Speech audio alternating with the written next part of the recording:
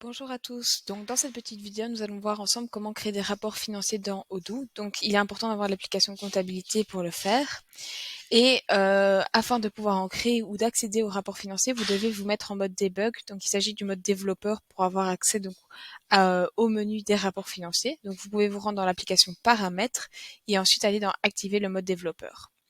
Une fois que c'est fait, on va pouvoir se rendre en comptabilité et aller du coup accéder au rapport financier qu'on va retrouver dans configuration, rapport financier juste ici.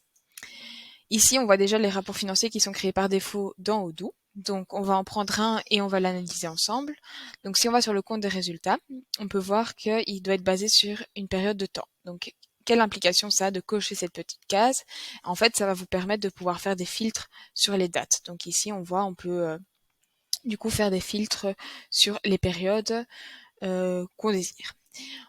Attention que ces dates en fait sont les dates que l'on va retrouver du coup dans les écritures comptables juste ici. On voit la date le 31 du 5 par exemple ou le 19 du 5, etc. C'est sur ces dates-là que ça va se baser. C'est pas la date de création de l'écriture comptable, c'est vraiment la date qui a été encodée pour cette écriture comptable en question. Ensuite, on a le rapport de taxe. Donc ça, c'est pour un certain type de rapport, il va falloir cocher cette case. Donc en fait, quand vous voyez par exemple le rapport de taxe qui est créé par défaut dans Odoo, ça va permettre en fait de générer automatiquement des écritures comptables liées en fait au rapport de taxe. Donc ici, on va pas aller plus en détail par rapport à ce sujet-là. C'est vraiment dans des cas très spécifiques. Autoriser la comparaison, c'est encore une fois un filtre. Hein, donc, quand on va du coup aller dans notre compte de résultats, ici, on va pouvoir faire des comparaisons sur les périodes précédentes ou les mêmes périodes l'année passée, etc. Afficher le filtre tout déplié. En fait, quand vous êtes ici dans un compte de résultats, bah, vous voyez, vous pouvez déplier certaines sections. Donc voilà, je vais pouvoir les déplier et vérifier un peu quels sont les comptes qui sont du coup dans cette section-là. Et en fait, le fait d'avoir coché cette petite case dans mon rapport financier, ça va me permettre en fait d'avoir accès à ce filtre tout déplié où dès que je vais cliquer, pardon, je vais voir directement tous les détails de mes sections qui va s'afficher. Ensuite, il nous reste d'autres petits filtres tels que autoriser le filtrage par journaux ou autoriser les filtres analytiques, etc. Donc voilà, vous pouvez configurer cela comme vous désirez. Donc maintenant, si je regarde mes rapports financiers, il y a une petite remarque quand même qu'il est nécessaire de mentionner. Quand vous allez vouloir créer un nouveau rapport financier, il est important que vous ne dupliquez pas un rapport financier existant. Et la raison est que si on duplique un rapport financier existant, on n'aura pas l'entrée de menu. Donc l'entrée de menu, c'est ce qui permet en fait d'aller directement sur par exemple analyse et retrouver votre rapport financier directement depuis les menus déjà existants dans Odoo. Donc en fait, on les voit ici. Hein. Donc si je vais dans comptabilité, analyse, relevé générique, donc je vais dans analyse, relevé générique. En effet, j'ai trouvé mon compte de résultat et mon bilan. Si je cherche le résumé général, je dois aller dans comptabilité, analyse, relevé générique. Donc comptabilité, analyse, euh, relevé générique, voilà, et je le retrouve ici, résumé général. Donc, ce menu parent peut être encore ensuite modifié. Donc, quand vous rentrez dedans, vous pouvez le modifier directement ici si vous voulez le changer de place. Ce que nous retrouvons également dans les rapports financiers qui peut être intéressant à mentionner, c'est du coup toutes les lignes du rapport financier. Donc les noms de sections qu'on retrouve ici.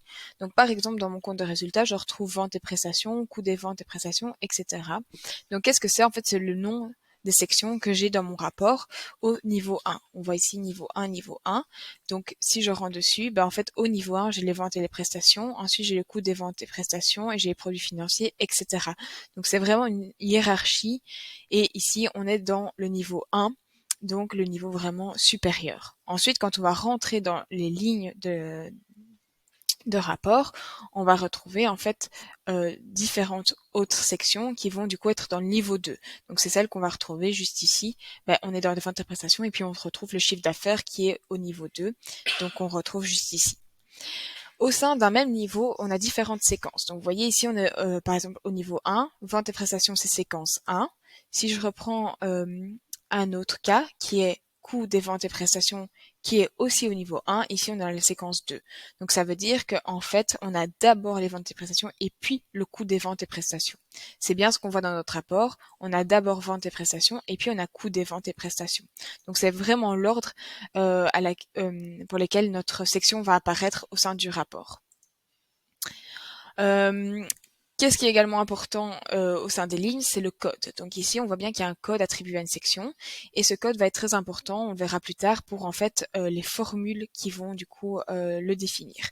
Donc par exemple, ici, on voit que la formule pour la section vente et prestations, c'est BE70 plus BE71 plus BE72, 73, etc. Donc en fait, cette section vente et prestations est en fait la somme des sections qu'on retrouve juste ici. Et comme on le sait, bah, c'est via la formule qui est basée en fait sur le code des sous-sections. Ensuite, qu'est-ce qu'on retrouve également? On retrouve qu'on peut cacher en fait cette section si elle est nulle, ou même si elle est vide également. On retrouve également des domaines sur les lignes. Donc ici, en fait, on a été mettre des domaines. Donc en fait, les lignes sont basées sur des écritures comptables. Donc si je vais vous montrer, je vais aller sur une écriture comptable. Donc ici, dans comptabilité, écriture comptable, ben, on voit qu'en fait, elles sont basées sur ces écritures comptables, les lignes de mon rapport. Et donc, vous allez pouvoir faire tout un tas de filtres basés sur les champs qui sont déjà existants dans ce menu. Et donc, vous pouvez dire, ben voilà, je ne veux que prendre les comptes qui contiennent 411. Je ne veux que les dates qui sont entre le tatata et le tatata. Donc, c'est tout un domaine que vous allez pouvoir mettre en place au sein de votre section. Et vous pouvez également vous balader dans le sens où vous allez sur l'écriture comptable. Et sur l'écriture comptable, après, vous pouvez aller sur le compte et dire, en fait, je veux tous les comptes pour lesquels le type est actif circulant, par exemple, ou un autre champ que vous voulez définir. Donc ça, c'est vraiment par rapport au domaine. C'est voilà une restriction où vous dites, ben voilà, en fait, ce n'est que cela que je veux prendre en compte dans mon calcul, dans ma formule. Donc voilà. Et ensuite, en fait, vous allez du coup, une fois que vous avez fait votre section, vous avez les sous-sections et les sous-sections fonctionnent de la même manière. Donc c'est-à-dire que je l'ouvre, voilà. Ici, on est bien sûr au niveau 2. Donc on était au niveau 1 pour les ventes et les prestations, niveau 2 pour le chiffre d'affaires. On a les mêmes configurations qu'on peut du coup établir sur notre ligne. Et ensuite, on peut également du coup mettre un domaine. Donc vous voyez ici, par exemple, on a été dans le count id.code et il doit contenir en fait 70. Donc par exemple, si je veux montrer le chemin en question, en fait je suis sur ma ligne. Sur ma ligne, je suis sur le compte, donc c'est ce que vous voyez ici, account/id. Je clique sur le compte et ensuite, je vais chercher le nom du compte. Je pense que c'était ça. Le code, pardon. Le code que je retrouve ici, voilà, c'est bien code. Donc vous voyez, pour se balader, on a été d'abord sur le compte /id, c'est ce que je viens de montrer, .code, et donc on se balade comme ça jusqu'à retrouver du coup le filtre qu'on veut faire sur le champ en question. Ensuite, on a le regroupé par account ID. Donc ça, c'est très important de le faire. C'est en fait, quand vous allez sur votre compte de résultats, c'est pour pouvoir avoir accès du coup aux différents comptes qui constituent votre section. Donc très important d'utiliser ce regroupé par pour avoir du coup l'accès à ce détail. Et encore une fois, vous pouvez créer une sous-section si c'est nécessaire et pour aller plus loin. Enfin, ici, vous voyez, la formule n'est pas une somme de sous-sections comme on l'a vu au préalable ici, où on disait en fait, il faut sommer les différents codes des sous-sections, donc le BE70, BE71, etc. Ici, c'est une autre formule qui est effectuée, c'est moins somme. Donc en fait, il va aller prendre tous les comptes qui commencent ou qui contiennent 70 et il va aller les sommer.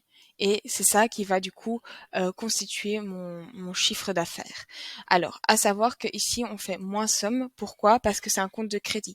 Donc les comptes de crédit sont négatifs, les comptes de crédit sont positifs. Et donc si on veut que le compte de crédit apparaisse positivement dans notre rapport financier, il faut mettre du coup le petit moins au préalable. Et donc en fait on peut aller dans différentes sections et alors vous retrouverez toujours les mêmes paramètres qui sont du coup établis. Je pense que nous avons fait le tour par rapport aux différents paramètres des rapports financiers.